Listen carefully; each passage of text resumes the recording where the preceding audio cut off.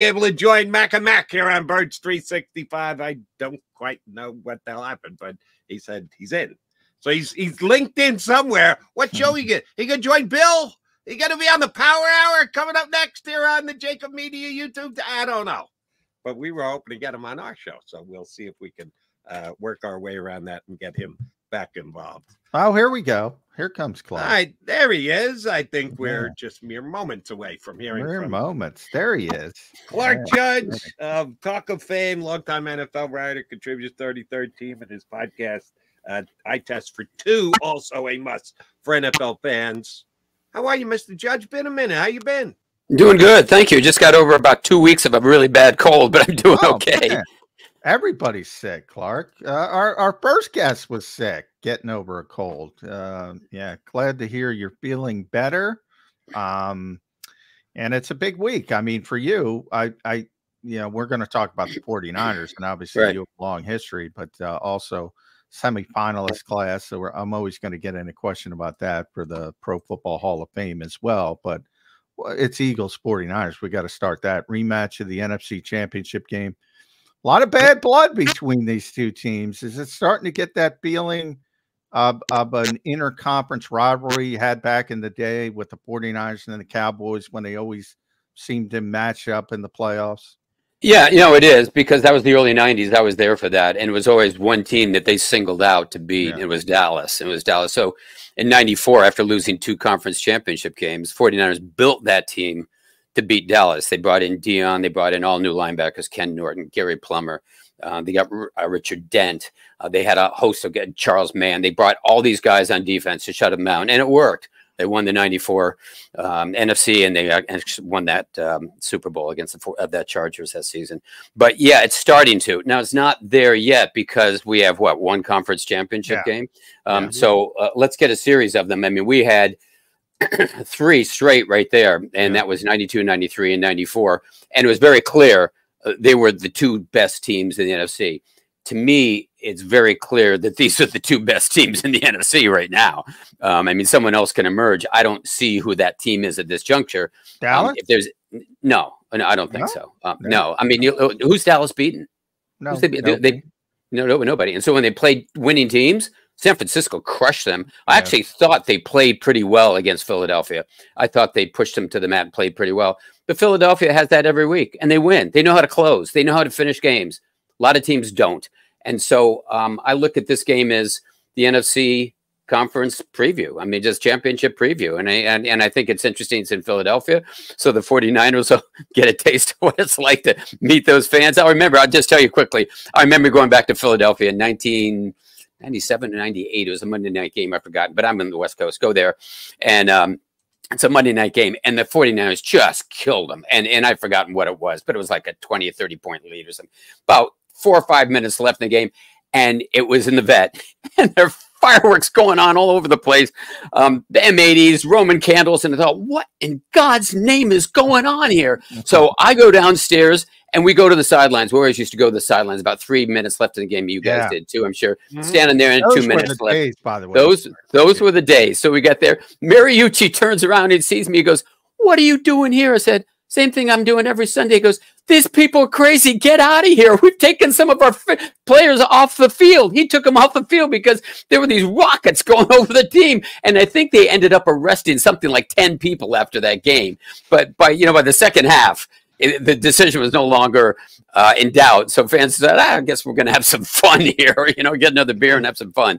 And that was the beauty of the vet. You could just take them downstairs. They had a holding. That's right. They'd immediately arrest you on site. They wouldn't have to take you to a precinct if they ever take either of you two guys ever take either of you two? Never got taken. Never got that bad. But but for people that talk about Philadelphia being bad now, and it's it's a really difficult environment. Nothing like it was like the vet. Oh, not even close. Oh, no, that's right. I went to the first game that Terrell Owens played for Dallas when he came back to the vet. And I was in the parking lot outside. Well, it wasn't the vet anymore. It was at Lincoln Financial Field. But I was in the parking lot of Lincoln Financial Field. Wow. I mean, there was a lot of stuff going on out there. They were tossing TVs around and it was smashing them in 1,000 pieces. I went, I've never seen this. They said people did this. Said, "You think this is bad? come back about 20 years ago, okay? Yeah, When they're at the no, vet. I went no. to the games of the vet, but The vet was another story altogether. And oh, by the Yeah. way, you're 3 straight champions, Cowboys against the 49ers. Deion Sanders pass interference on Michael Irvin down the sidelines in that third one that the 49ers finally won. And it should have been called. It wasn't. But that's but you know, the interesting thing about that game, and I've said this before, Troy Aikman's in the Pro Football Hall of Fame. The greatest game I ever saw Troy Aikman play was that game, and he lost because he kept getting knocked down, picking himself back up, throwing the, and he got clobbered. And at the end of the game, his jersey was muddied. I mean, if you played it, the stick, and generally it was wet weather at that time because it was below sea level, and the field was wet, and guys were soaked. And he played one of the gutsiest games I've ever seen. And I thought, you know what? There's a warrior boy. That was a great performance by Aikman. Great performance. I saw Troy Aikman get sacked by the Eagles 11 times. 11 times one day. And they had a great shot of him on CBS at one point. They had pulled him from the game because the Eagles had won. And he's just standing on the sidelines, and blood is dripping off his chin. And he's just staring out onto the field. Just complain. I said, well, that's where the concussion started that day, which eventually cost him his career. You know, it's funny. Troy Aikman, since we're on a Troy Aikman tangent, he created my hatred of fantasy football, Clark. Because people used to tell me Troy Aikman stinks, and would look at them, and I'm like, all right.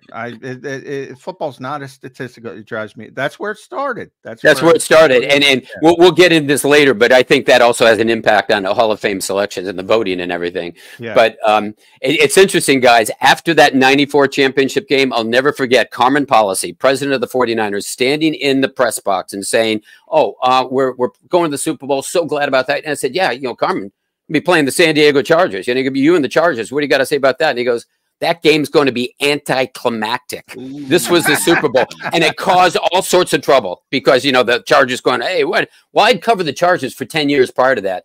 So if I knew any team better than the 49ers, it was the team they were going to play. And he was right. He was I knew that. He was right. It was very anticlimactic. Yeah, that's right. That's funny. All right, this week's game, Brock Purdy against Jalen Hurts. But before we get to Jalen Hurts, I ask you 2 questions in one. Number one, your opinion, who's the MVP of the 49ers? And number 2, the way the NFL votes. And do you have an MVP vote anymore? I do. You do. Okay, so there's 49 others with you. Yep. And they have their own track record or whatever, and quarterbacks are quarterbacks and the like. Who's more of an MVP candidate for that award, Brock Purdy or Christian McCaffrey? McCaffrey changed the whole profile of that team. He's Ricky Waters in the 1990s. He's Roger Craig in the 1980s. I mean, Brock Purdy is able to do what he does because of all the options. But the most viable option he's got is Christian McCaffrey. He can run the ball, he can catch, he can block. He gives them an element they haven't had. And when they lost Ricky Waters to Philadelphia in 1995, you guys would remember that. Remember George Seifert saying he's invaluable. We can't replace him. And that was the case when they played the first playoff game that year. Played Green Bay, and Green Bay beat them, even though the 49ers were favored and they were home. They beat them because they rushed 3 guys and Steve Young. They said, go ahead and run. We don't care. You're not going to run against us. They dropped 8 guys into coverage, and they couldn't. So Christian McCaffrey changed everything for them. Carolina Panthers did them a favor by trading him to them, and they haven't been the same ever since because they've really elevated themselves. He's got options: Samuel, Ayuk, Kittle, and McCaffrey, but McCaffrey's numero uno on that list. He is a tremendous player. He's such a unique player, and what San Francisco is able to do by sort of toggling him outside, they can put Debo in the backfield. That's right. Nobody else has that type of versatility. I mean, Kyle Shanahan uses it so well. But here's what I say about Brock Purdy, Clark, and a lot of people take this as an insult. I don't think it's an insult. I don't know if you're a basketball guy, but I used to cover the NBA. Women's basketball, UConn women. I love watching them. I love watching Caitlin Clark. Mo Cheeks was a great point guard for the Sixers, eventually made the Hall of Fame. Old school point guard, distribute to the stars, Julius Erving, Bobby Jones, Moses Malone, etc. That's what Brock does. It's not an insult. He's really good at it. But he's really good at it. Why do you think some people take that as an insult? His job is to get the football to the superstars, Christian McCaffrey, Deebo Samuel, you mentioned Walt, George Kittle, Brandon Ayuk. There's nothing wrong with that. He's doing a tremendous job. But if you're the Chicago Bears and they won on Monday night and you're a bad football team and you need somebody to make a play, he's not the guy. He's not the guy. Is that an insult? It's not, but I think people associate that with a game manager, and a game manager has become an insult. So if you say that, you go, oh, you're saying he's a game manager. He's more than that. He can win you games. I wouldn't trust him to do it if he had to. You saw what happened when Deebo Samuel went down. Suddenly, he was making mistakes that he hadn't before. But you're right. He gets the ball to the right people at the right time, and he's particularly accurate. Now, when Samuel was down, he made some mistakes. He wasn't as accurate. He got hit more, and they weren't the same team. But they are now. And the addition of Chase Young really, really helps that defense. Now you've got bookend pass rushers. Who are you going to get? Who are you going to block? Who are you going to double team? They can get you from all angles. I think they can be vulnerable in the secondary. You know, losing the safety was a huge loss for them, big loss. But they're rolling right now. They're confident. They're not saying anything going into this week. I think that is a sign of a team that knows what it's up against. They're no longer yapping along. You know, last year they had a 13-game winning streak, I think, when they came into Philadelphia. And I thought they were going to win, and I thought they would have won had Brock Purdy played. But anyway, I think they sense what's going on here. I think they sense the importance of this ball game. Here's where I'll come to the defense of Purdy, above and beyond system quarterback and game manager. No, he's not that. I'm trying, Jody. I'm trying to say he's not a game manager. He can win you games. He's not Trent Dilfer. All right. I mean, but others call him that, and it annoys me when they do because I think he's so much more than that. How would you come to the conclusion that someone is a game manager or a system quarterback? What statistic would you use? What would you look at to say, okay, this guy's a game manager, he's a system quarterback because check this stat? What would be that stat? I think maybe you go at yards per completion or yards per attempt or whatever, but I wouldn't do that. I rely on the eye test. And I think you can tell if you're watching Trent Dilfer quarterback the 49ers, which he did at one point, but quarterback the Ravens, and you watch Brock Purdy, you see this marked difference. I look at if all things, actually what I do is look at the last maybe 2 minutes of a game. If you're behind, can he get you where you want to go? Can he win the game for you? And he's going to have to take it over. Josh Allen can do that, all right? Jalen Hurts can do that. Can Brock Purdy do it? He can. Jimmy Garoppolo could at times. And there was a game against New Orleans where he did win at the end, had made a pass to Kittle, and they went down the field. And yet, but he wasn't that kind of guy near the end, but he won a lot of games. So is Brock Purdy an upgrade from him? I think he is. Can he win a game like this if he had to? I think he could, but I'd rather not put him in that position. I think Jimmy's the best example because, you know, he's better than Jimmy Garoppolo.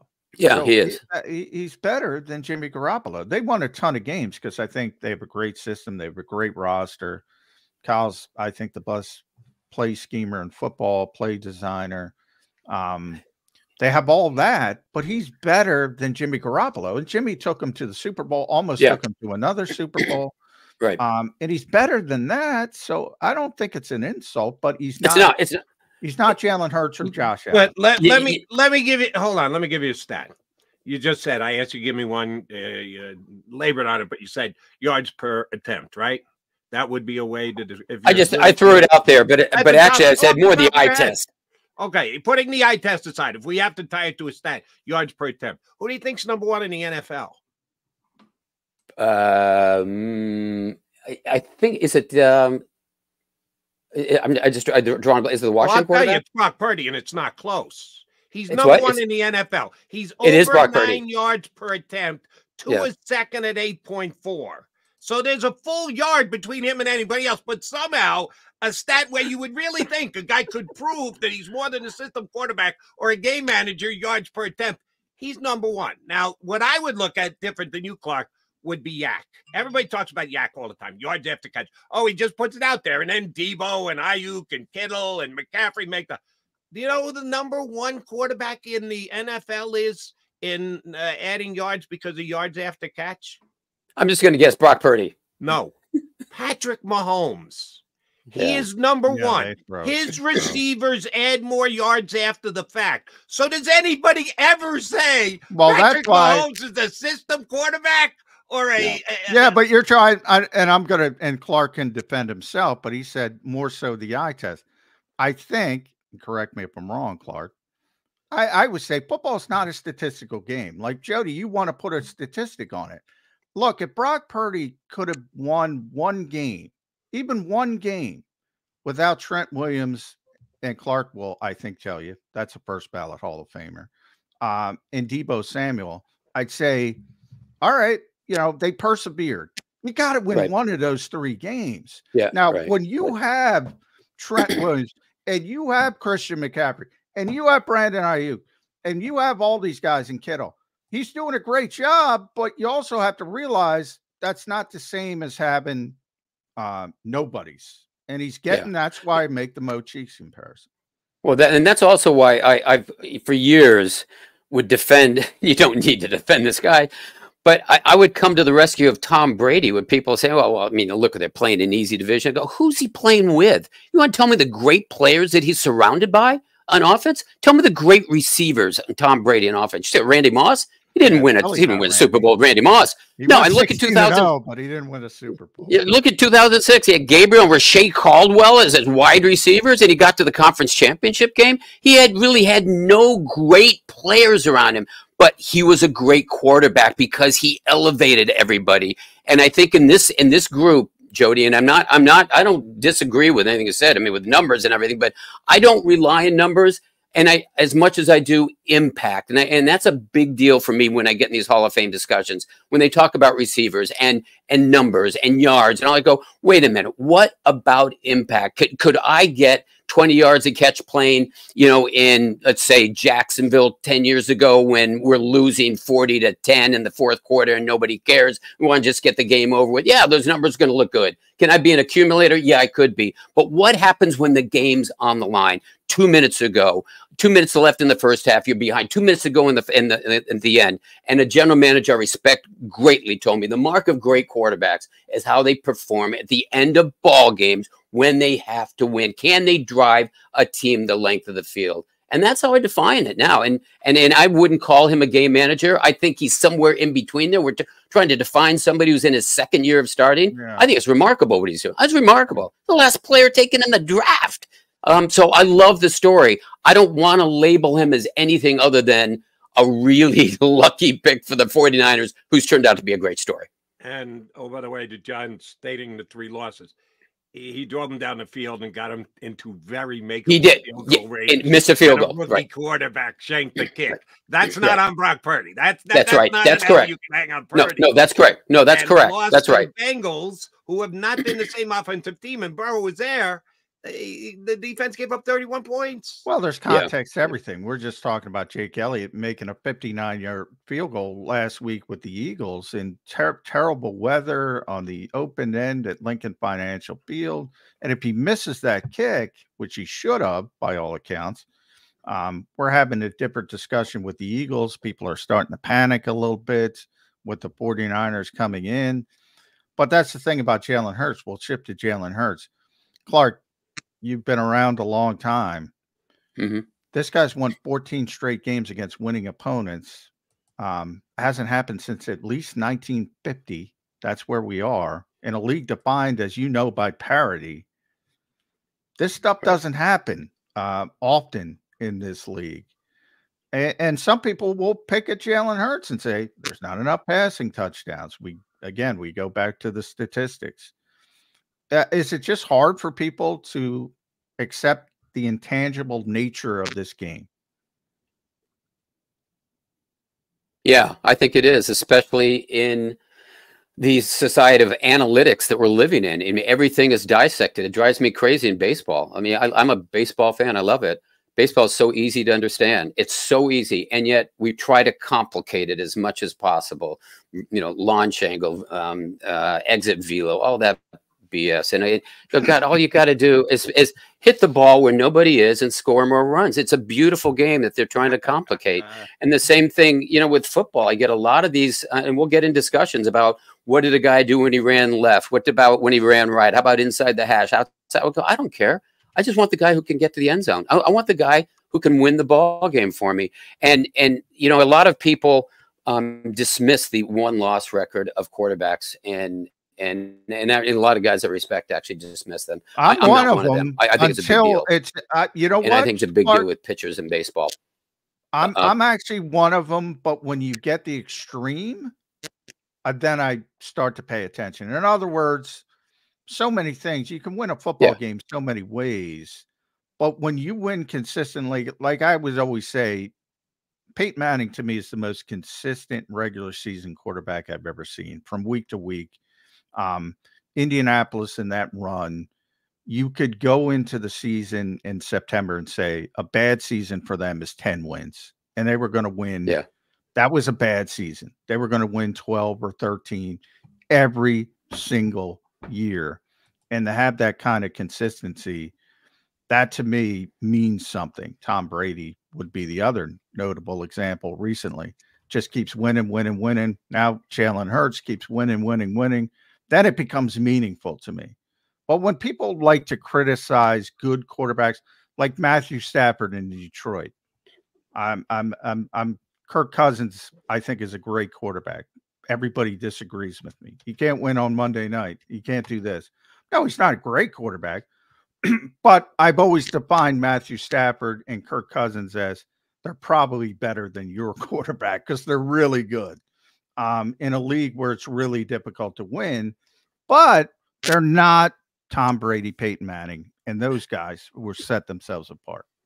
Yeah, and Jody, going back to what we were talking about earlier, just about defining quarterbacks, this is what I would remind you about numbers and not getting too attached to them.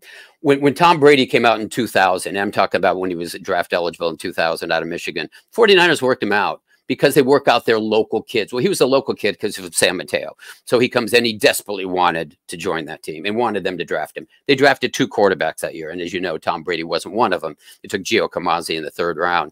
And Brady was there. But when I asked Mariucci later and Greg Knapp, God rest his soul, who was the quarterback's coach, they worked him out. And I said, what do you remember? He goes, it was a 45-minute workout. We timed him. We looked at the passes. We did all the tangibles.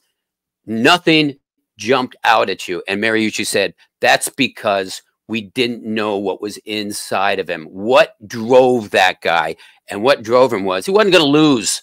That's what drove him. That's what made him a great quarterback. And John can talk about Peyton Manning. I'd say Tom Brady's just as great a regular season quarterback, the best postseason quarterback ever that in modern era.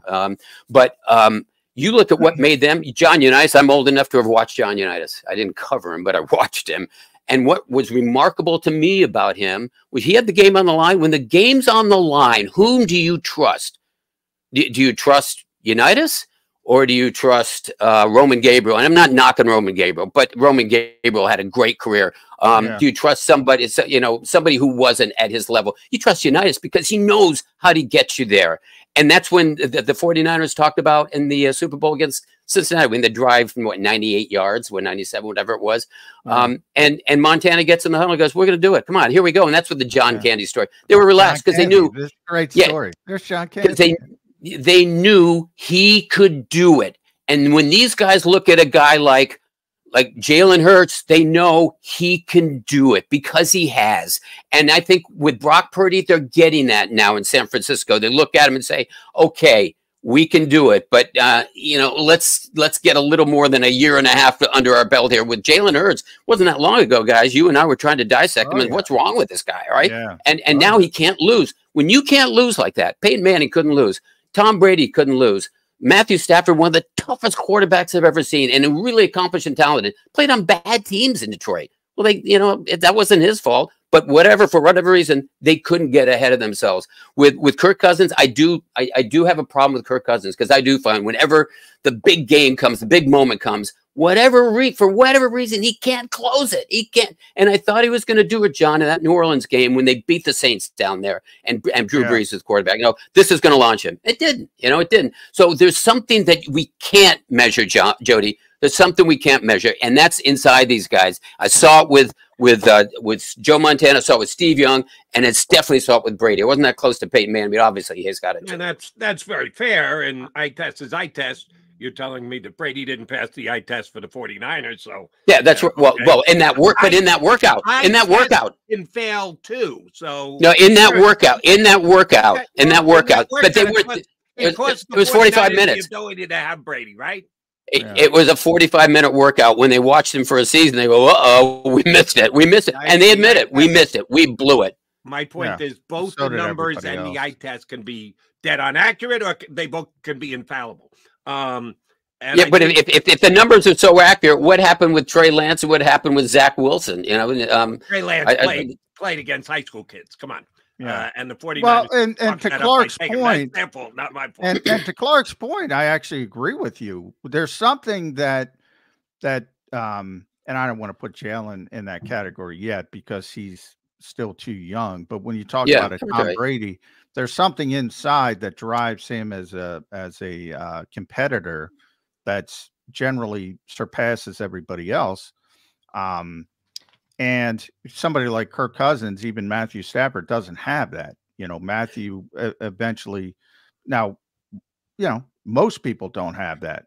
But then when you start talking about, if you look at Tom Brady at Michigan, well, he's, you know, splitting time with Brian Griese. If you're looking at Joe Montana in Notre Dame, he was last on the depth chart. And, you know, eventually, I think he won the Cotton Bowl or something, but he wasn't a great quarterback with spectacular numbers. Well, yeah, but he won the Cotton Bowl and a great comeback. It was a great. They saw something there that resonated with. And they saw, and I'll tell you, the guys around, at least I knew the guys around Brady and the guys around Manning because I talked to them all the time. They told you what they did was they elevated the rest of the team. And with Brady, I saw it. You had some pretty ordinary players, some really good players, but elevated everyone. And Manning was the same way because they just it basically said, "You're coming up to my level, all right? You're going to come up to my level. You're not going to play with me." And now you see what's happened with New England when Brady's gone. They make the stupid mistakes. They commit the stupid penalties. They do the fumbles. They do things that they weren't doing when Brady was there. Is that a function of Belichick or is that a function of Brady? I don't know. But when all I know was about Brady, they're doing things they never did before. At Aaron Rodgers, who I think personally is the most gifted quarterback I've ever seen, ever. You ever see John Elway? Ever see John Elway? I have seen John. I think Aaron Rodgers, I always say, Clark, when he was at the top of his game, nobody has ever played the position better than Aaron Rodgers. Just my opinion. But he's only, he doesn't have something. And what is the in conference championship games? What, 1-4? Yeah.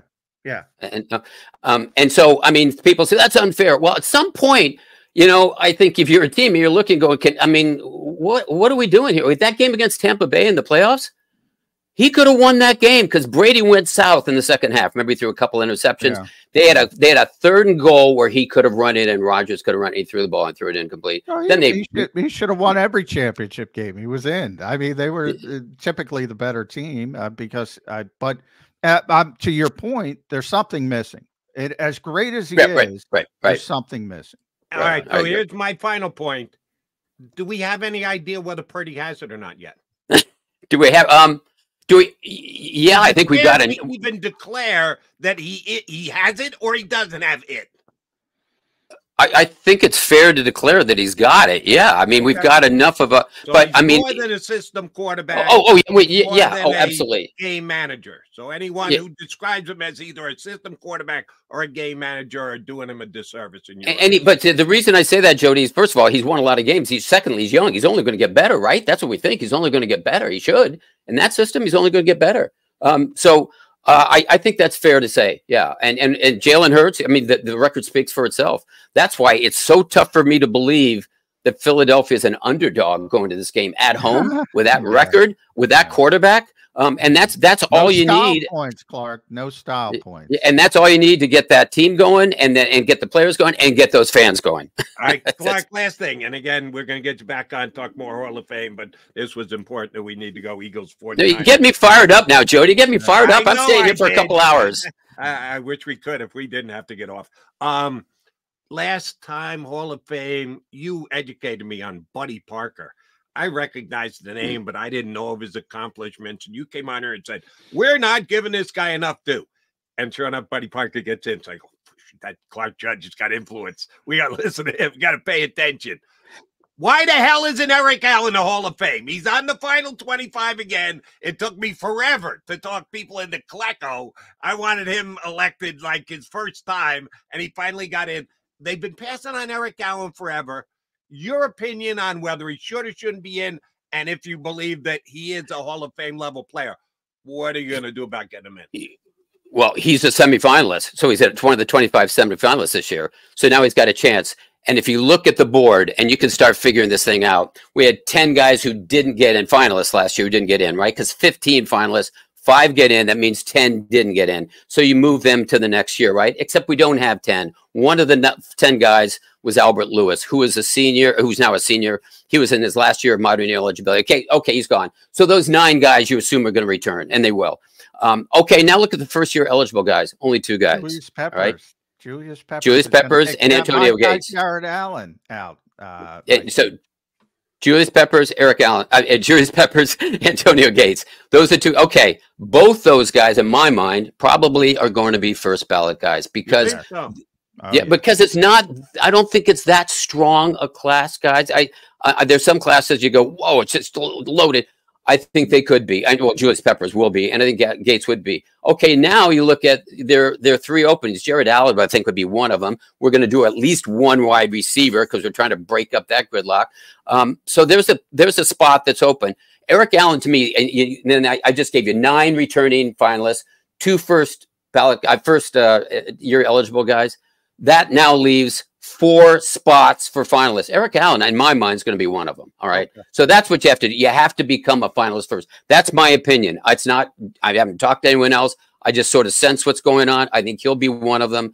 I'm trying to think of a couple of the others, but I think Eric Allen will be. I personally feel as if Hines Ward should be one. I've been on that rant for a long time, but he's not going anywhere until one of those 3 finalists, wide receiver, disappears. So you've got an opening now for 4 people. I think Eric Allen, honestly, there's so many receivers with. But John, that's the problem. Yeah. And it goes back to what Jody was talking about earlier. Numbers. They all have them. They're inflated numbers. So it's got to be impact. Who had more of an impact than Hines Ward? Who had more? And he's one of 6 wide receivers, but he's stuck as a semifinalist until something happens ahead. So who are you going to put forward? Andre Johnson, Reggie Wayne, Torrey Holt? I think it's going to be Andre Johnson. It's my guess. And then we may do 2. But I think, Jody, to answer your question, I think this is the year. My feeling, I'm one of 50 that Eric Allen is moving forward. I'm voting for him as a finalist. And I can tell you that right now, but I think others will. All right, we got 2. We know Damo's voting for him. And feel free to make the argument about all we debate about is wide receivers.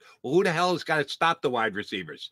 The guys are allowing all those guys to put up all those massive numbers. Didn't happen when Eric Allen covered you. So because the game doesn't allow it. I mean, the game's changed so much. You know, it's a horizontal passing game, and if you breathe on a quarterback, you get flagged. Yeah, that's very true. And nobody crosses the middle at their own risk. You remember? I mean, I love Jack Tatum. Oh, I forgot to talk about that. Damn, I'm disgusted. We have to leave. I wanted to. Tom Brady went off on the Stephen A. show about it. I saw what he said that before. But I love when Tom, because I've been saying it for years, Clark. This is not an aesthetic product. You can say it's compelling. And, there's always. Did you watch the Monday night game? Oh, my God. It's terrible. It's terrible. Chicago just threw another bubble screen right now. I know. And the Thursday night games haven't been any better. But I thought what Alex Smith said, and I know you guys are going to run, but Alex Smith twofold. What he said, one is that, wait, how long's been Brady out of the game? 1 year. So it's changed that much in 1 year. That was valid. But then when he was playing, Clark, he said the same thing. I know. 2021. But when Alex Smith knocked him on, he played in the worst division ever in football. Wait a minute. First of all, the AFC West is no great division right now, and there are plenty of others that you can point to, and yet Tom Brady, when he was outside that division, how'd he do? He did okay, actually. How do you do in the Super Bowl? He did okay. So don't go knocking his competition. He has nothing to do with that. He plays in the division he plays in, and he tries to beat him because he's supposed to, and he did. Yeah. I just love, and we got to go. Thanks, Clark Judge. Tremendous as No, I'm always. staying on, guys. Listen. Yeah, you can just continue to talk. I've ordered out. They're delivering for lunch. They're delivering lunch. I love it. It's not the defensive player's responsibility to protect the offensive player. You have to start teaching these guys the fundamentals to protect themselves. You can't say defensive player, protect the offensive player. I love, as an offensive player, I love Tom Brady said that. I love it. I love it. Yeah, no, I agree. I agree. I just loved watching him play. And then I don't, sometimes I don't like listening to what he says because some things are a little bit off, but I thought he had a lot of things that were absolutely right about this. Yeah, we could go on for another hour and a half about concussion lawsuits. Well, let's. That's why the game is Jody, come on. Unfortunately, we got another show coming up here on the JAKIB Media YouTube channel. So we have to say thank you very much, Clark Judge. We will get you on again next month. Thanks, bud. Thanks, Clark. That's Clark Judge from Talk of Fame. Come back. Yeah, I love Clark. He always gets me going. Right. I love history stuff. He's great at it. I get going. All right, Xander, you're going to tell me quickly do we want to just wrap this bad boy up because we are wrap late? it. That's he what I wrap figured. It. Yes, That's I figured as much. That's our fault. Sorry, Xander. Yes, no, it's not our fault. It's friggin' Clark Judge's fault. He's too good when he comes on. How dare he be as good as he is? Love Clark. Thank him. Thank you, Johnny Mack. You're back in 22 hours.